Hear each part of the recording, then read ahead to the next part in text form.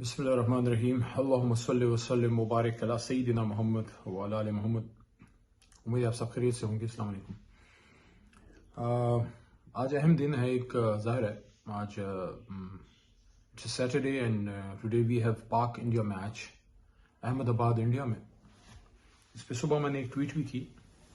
ہمیشہ I am a cricket enthusiast, in fact میں cricket کھیلتا بھی رہا پروفیشنل چھوٹے سے لیول پہ، لیکن جتنا میرے سے ہو سکتا تھا۔ یونیورسٹی کلر تھا میرے پاس، اور بچپن سے عمران خان صاحب، جاوید میاں، اور پھر بعد میں وسیم اکرم، وقار یونس، اور پھر آف کورس شعیب اختر اور ویون ریچرڈز، مارٹن کرو، بس دنیا کے بڑے بڑے پلیئرز اس زمانے کے، مائیکل ہولڈنگ تھوڑا سا ہمارے زمانے سے پہلے کے تھے، اور اس کے ساتھ مارک وہ، اسٹیو وہ، یہ سارے، شین وان، یہ ہمارے دور کے زبردست پلیئرز تھے۔ اور میں نے اس ٹویٹ میں صبح ایک بات کی کہ ہمیشہ شوق سے دیکھا میاں صاحب کا آخری بال کا چھکا، اور خان صاحب کا ہندوستان کے خلاف ان کی وکٹیں اڑانا، عاقب جاوید کا مجھے یاد ہے شارجہ کپ کے انتہائی اہم میچ، شاید فائنل تھا میرے خیال میں، اس میں ہیٹ ٹرک کرنا، وسیم اکرم صاحب کا ہیٹ ٹرک کرنا، شعیب اختر کا کولکتہ میں، جس کو پراپر نام تو کلکتہ ہی ہے، کلکتہ میں ڈراوڈ اور ٹینڈولکر کی ایک ایک بال پہ آؤٹ کر کے پورا پویلین اس بندے نے خاموش کیا تھا۔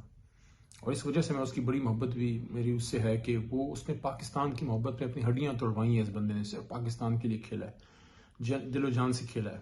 اور پھر 1992 میں کپتان عمران خان صاحب کے ہاتھ جس طرح ہم ورلڈ کپ جیت کے آئے، اور ایک بہت خوشی کا دن تھا وہ میری زندگی میں، جو چند بڑے خوشی کے دن میں نے دیکھے پاکستان میں، یا جب نیوکلیئر دھماکے ہوئے تھے 1998 میں، میاں صاحب کا دور تھا وہ، اور credit goes to all those جنہوں نے یہ بم پاکستان کا نیوکلیئر جو لے کے آئے۔ بھٹو صاحب آف کورس، محسن پاکستان جناب ڈاکٹر عبدالقدیر خان صاحب، ڈاکٹر سمر مبارک من، مختلف دور کے جو اس وقت کے ہیڈز تھے، ضیاء صاحب ایک زمانے میں صدر تھے، انہوں نے، اور پھر غلام اسحاق خان صاحب، انہوں نے اس کو لے کے چلے، اور پھر میاں صاحب کے دور میں دھماکے ہوئے، اور اس کے بعد بھی ہم سب نے، ہمارا پرائڈ ہے۔ تو وہ بڑا خوشی کا دن تھا 28 مئی اور 25 مارچ 1992 جب ہم ورلڈ کپ جیتے تھے۔ تو یہ ساری چیزیں زندگی میں بڑا اچھی حسین یادیں ہیں، لیکن آج جب میں سوچتا ہوں تو عجیب سا لگتا ہے کہ جس طرح اب عمران خان صاحب جیل میں ہیں ناکردہ گناہوں میں، اور بے شک وہ ضمیر کے قیدی ہیں، نہ وہ دہشت گرد ہیں، نہ وہ خدا نخواستہ کوئی غدار وطن ہے، اللہ نہ کرے۔ ہمیشہ اس آدمی نے پاکستان کا جھنڈا اٹھایا، لیکن ساتھ میں اگر آپ دیکھیں دوسری طرف تو جو اسرائیل کر رہا ہے غزہ میں اور فلسطین میں، ارض فلسطین خون خون ہے، ہمارے بچوں کے، ہماری ماؤں کے، ہمارے بزرگوں کے، نوجوانوں کے خون سے، اور they are killing the people with impunity, they are killing the Palestinians with impunity. So the issue is not only of Muslims getting killed, it's an issue of human rights, issue of humanity. چاہے آپ مسلمان ہیں یا نہیں ہیں، چاہے آپ فلسطین کوس سے بھی مخلص ہیں یا نہیں ہیں، اگر آپ انسان ہیں تو آپ کو اسرائیل کی اس دہشت گردی اور کھلا جبر و استبداد اور اس خون ریزی پہ آپ کو، اگر آپ کے اندر کا انسان نہیں جاگتا تو سوری ٹو سے، مسلمان تو بڑی چیز ہے، آپ پھر انسان ہی نہیں ہیں، آپ پھر اپنے آپ کو انسان کہلانے، you not human if you are not standing against the Israeli oppression of the Palestinians.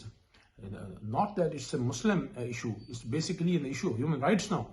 So if you belong to any religion, you're a Christian, even if you're a Jew, if you are even an atheist, you belong to any Judaism, you belong to Hinduism, you belong to any religion, Buddhism, if you don't feel the pain, and if you can't see the anguish from the faces of the Palestinians and the way they are getting killed by the Israeli oppressive forces, and you don't feel the urge to take a stand against this oppression and stand with the people of Palestine, sorry to say, are you or me, for that matter, are we justified to call ourselves human beings even? کہ اپنے آپ کو انسان بھی کہہ سکتے ہیں؟ تو جس طرح سے یہ ہو رہا ہے تو اس میں اب ظاہر ہے میں تو اس کو نیشنل ڈیوٹی سمجھتا ہوں، یہ لوگ گئے ہیں، ہمارے لڑکے جو کھیلنے گئے ہیں، لیکن دل نہیں مانتا اس طرح سے۔ تو آج شاید پتہ نہیں، شاید آج میں میچ نہ دیکھ پاؤں یا نہ دیکھ سکوں، دل نہیں مانتا۔ ایک طرف کپتان جیل میں ہے جو پاکستان کے کرکٹ کا سرخیل رہا اور اب عالمی اسلام کا بڑا لیڈر ہے، اور دوسری طرف جو اسرائیل میں ہو رہا ہے، اور جو کشمیر میں تو چلو ہو ہی رہا ہے سالوں سے، لیکن اس وقت جو خون بہہ رہا ہے اسرائیل میں، تو وہ ایک دفعہ علامہ کا شعر ہے نا، کہ میں نے پوچھا بھی کل پرسوں ایک ٹویٹ میں سوال بھی کیا کہ ہم کیوں اتنے 100 سالوں سے ہم تباہ و برباد ہو رہے ہیں، مسلمان کیوں تباہ ہیں؟ تو تو اس کی ایک ہی وجہ ہے، وہ علامہ کا شعر ہے کہ ہم مار کیوں کھا رہے ہیں مسلسل. اس کا شعر یہ ہے، علامہ اقبال کا شعر یہ ہے، اس کا مفہوم یہ ہے کہ وہ زمانے میں معزز تھے مسلمان ہو کر اور تم خوار ہوئے تارک قرآن ہو کر. یہ جو کتاب ہے نا، یہ قرآن عظیم الشان، اس کو ہم نے صرف ختم قرآن کے لیے اور بچی ہماری بیائی جائے رہی ہو کسی گھر تو اس کے سر پہ رکھنے کے لیے، والد صاحب فوت ہو رہے ہیں، ختم کرنا ہے اور خوشی میں جو ہے طلباء کو بلا کے ختم قرآن کر لیا. دس از، وہ بھی ایک بڑا کام ہے، لیکن اصل میں تو اس نے it's a way of life, it's a way of life. اس پہ ہم نے عمل کرنا تھا جو ہم نے نہیں کیا. قائد اعظم سے پوچھا گیا 1940 قرارداد لاہور کے بعد کہ قائد آپ کہتے ہیں کہ مسٹر جناح آپ کہتے ہیں پاکستان، تو پاکستان کا طرز حکومت کیا ہوگا؟ تو انہوں نے فرمایا تھا 1942 میں کہ میں کون ہوتا ہوں مسلمانوں کے پاکستان کے حکومت کا طرز حکومت کا فیصلہ کرنے والا پاکستان کا. یہ فیصلہ تو 1350-1400 سال پہلے قرآن میں ہو چکا. قرآن ہماری رہنمائی کے لیے تا قیامت موجود رہے گا. تو کیا اس قرآن پہ ہم نے عمل کیا؟ نہیں کیا. پھر حضور صلی اللہ علیہ وسلم کی ایک حدیث ہے، مفہوم ہے اس کا کہ مسلمانوں کی مثال ایک بدن کی طرح ہے، پوری امت مسلمہ کی. جب ایک جگہ کو تکلیف پہنچتی ہے تو پورے بدن کو تکلیف پہنچتی ہے. اور یہ صحیح بخاری میں ہے، یہ بخاری شریف، صحیح بخاری. تو بھائی جان، ہم نے نہ قرآن پڑھا، نہ ہم نے جناب والا حضور نبی کریم صلی اللہ علیہ وسلم کی زندگی پہ عمل کیا، خاتم النبیین کی، اور ہم نے صرف ثواب کمانے کے لیے دین کو اپنایا ہوا ہے. لیکن جہاں جہاں دین ہمیں جب اپلائی کرتے ہیں اور جہاں ہمیں دین اور دنیا میں ایک چیز کو اپلائی کرنا پڑتا ہے، چوز کرنا پڑتا ہے، پھر ہم سوری ٹو سے ہم دنیا کو لیتے ہیں، دین کو پیچھے پھینکتے ہیں اور کہتے ہیں کہ اللہ معاف کرے گا، اللہ بڑا غفور الرحیم ہے. نہیں، اللہ تو معاف کرے گا، لیکن کہاں گئی وہ قول جو حضرت علی رضی اللہ تعالیٰ عنہ کا تھا حضرت حسنین کریمین کو، حضرت حسن اور حضرت حسین رضی اللہ عنہ کو، کہ بیٹا آپ سب سے بہترین دنیا کماؤ، سب سے زیادہ مال کماؤ، لیکن جب کبھی آپ کا مقابلہ ہو کہ دنیا لینی ہے یا آخرت لینی ہے، تو حضرت حسن اور حضرت حسین رضی اللہ اجمعین کو حضرت علی کرم اللہ وجہ نے فرمایا تھا کہ پھر آپ نے دنیا نہیں لینی، پھر آپ نے آخرت لینی ہے. اور یہ بھی فرمایا تھا کہ اپنے نفس کو مت بیچنا، اگر بیچنا پڑے تو جنت سے کم پہ نہ بیچنا. کہاں ہم اور کہاں وہ اور کہاں وہ. تو ان چیزوں پہ جو کب تک ہم مطلب ہے کہ we have to focus on these things as a Pakistani.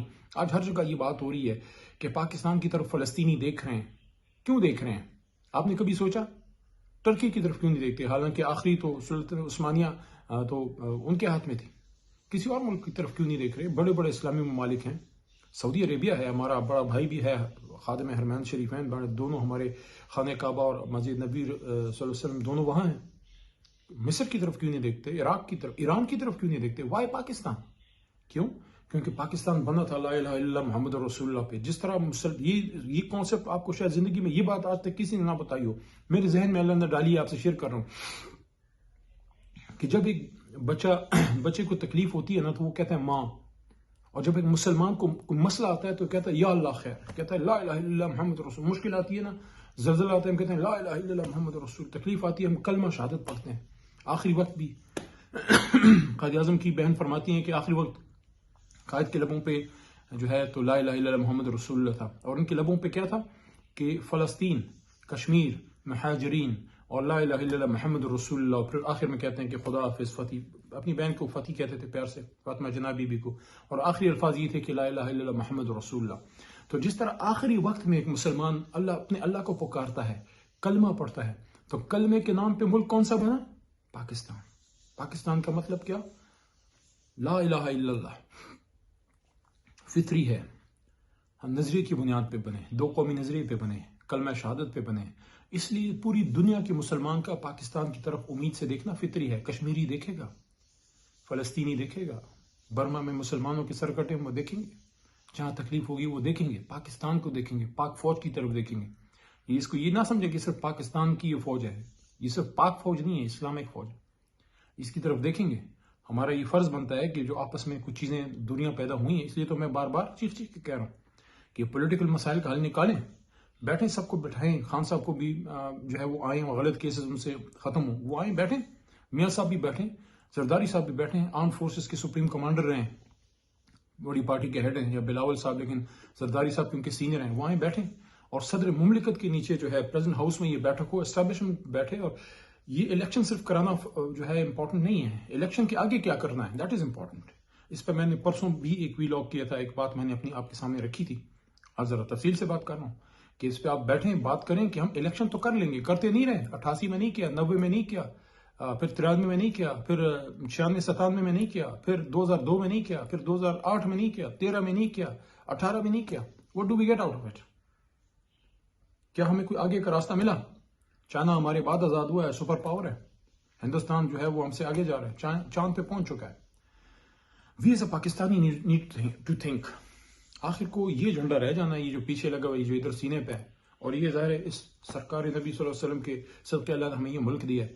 تو یہ پولیٹیکل جماعتیں تو ہمارے چھوٹے چھوٹے گھر ہیں جہاں بیٹھ کے ہم نے اس بڑے گھر کا فیصلہ کرنا ہے، اس کے ساتھ کرنا کیا ہے. تو اس پہ ضرور بیٹھک ہونی چاہیے. میں اپنی بات کی طرف واپس آتا ہوں کہ فلسطینی ہماری طرف دیکھتے ہیں، کشمیری ہماری طرف دیکھتے ہیں، پاک فوج کی طرف، پاکستان کی طرف، پاکستان کے 22-25 کروڑ عوام کی طرف. تو ہمیں ضرور یہ فیلنگ ہونی چاہیے. دیکھیں میچز وغیرہ ہوتے رہیں گے، میری دعا ہے کہ یہ میچ ہماری ٹیم آج جیتے، کیونکہ جہاں جہاں مقابلہ سجے گا، چاہے وہ کرکٹ کا ہو، چاہے وہ ایجوکیشن کا ہو، چاہے جہاں پاکستان کا جھنڈا کھڑا ہے میدان میں، ہماری پھر پوری ایز اے مجاہد ہماری دعا ہے کہ ہمارا جھنڈا وہاں سے سرخرو ہو کے، ہماری دعا ہے آج پاکستان جیتے. لیکن اصل جیت کون سی ہے؟ اصل جیت یہ ہے کہ ہم امت مسلمہ کو اکٹھا کر سکیں. پاکستان نے وہ کردار ادا کرے جو اس کا کام ہے، جو لیڈر ہے پاکستان امت مسلمہ کا. قائد اعظم محمد علی جناح سے 1948 میں لائف میگزین والوں نے پوچھا، اس پہ بھی میری بات موجود ہے، اسپیچ بھی ہے اسمبلی میں، اس پہ میں نے گفتگو کی بھی ہے، کہ قائد اعظم سے پوچھا گیا کہ mister Jinnah how do you perceive Pakistan? تو قائد نے فرمایا I perceive Pakistan to become the pivot of the world, کہ یہ دنیا کی ایک بنیاد بنے گی، یہ دنیا کی ایک جس کو ایک پلر کہتے ہیں، جس پہ دنیا ریسٹ کرتی ہے، یہ دنیا کی سب سے مضبوط طاقت بنے گی. اور اسلامک امت کا تو آف کورس. تو اس پہ ہم پاکستان سے وہ کردار ہم نے کیسے لینا ہے. میں نے آج سنا کچھ تنقید کچھ لوگوں نے کی ہے جنرل راحیل شریف صاحب پہ، جو اسلامک فوج کے سربراہ ہیں.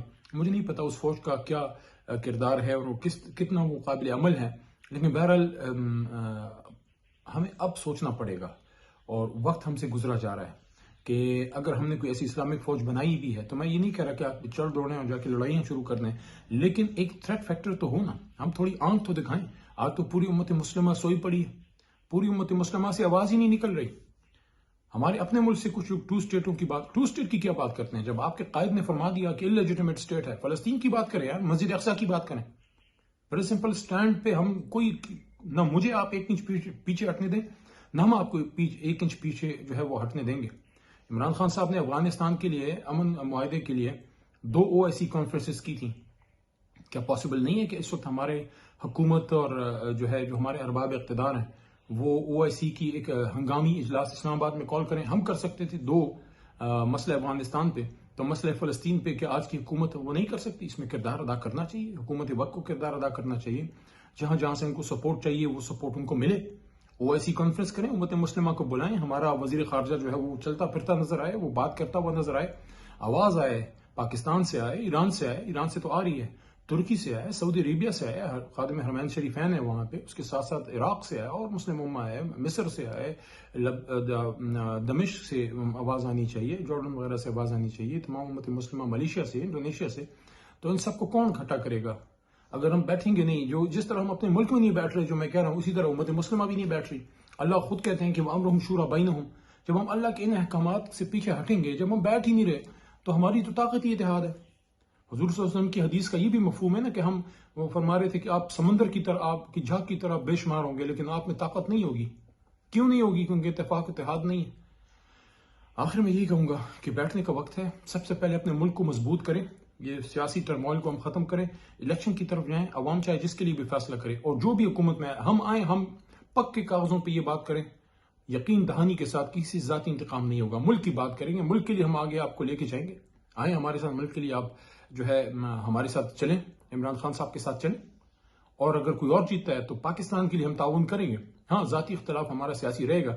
تو یہ جو ملک کو ہم اسٹرانگ کریں گے، پاک فوج بھی اسٹرانگ ہوگی، ادارے بھی اسٹرانگ ہے، ہمارے جو حساس ادارہ ہے دنیا کا بہترین ہے، وہ بھی جو ہے اپنا جو اس کا جو اصل کام ہے اس کی طرف زیادہ تندہی سے جب جائے گا. جب پولیٹیکل معاملات سیٹ ہوں گے تو ملک کے تمام ادارے اپنے پیشہ ورانہ امور کی طرف زیادہ توجہ دے سکیں گے. ملک مضبوط ہوگا. جب معیشت مضبوط ہوگی، آپ کی آواز میں جو ہے وہ طاقت اور توانا پن تب آئے گا جب ملک اندر سے مضبوط ہوگا. ہم ایک طرف تو امریکہ اور IMF ان لوگوں سے ہاتھ اس طرح کاسا ہم نے آگے کیا ہوتا ہے کہ ہمیں کچھ دے دو.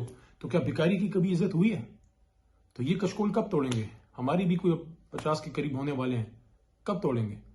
اس لیے کہتے ہیں وَاعْتَصِمُوا بِحَبْلِ اللَّهِ جَمِيعًا وَلَا تَفَرَّقُوا، اللہ کی رسی کو مضبوطی سے تھام لو اور تفرقے میں نہ پڑو۔ میں نہیں، آپ کا اللہ، ہمارا اللہ اور ہمارا حبیب حضور نبی کریم صلی اللہ علیہ وسلم سے ہمیں یہ باتیں پہنچی۔ پاکستان زندہ باد۔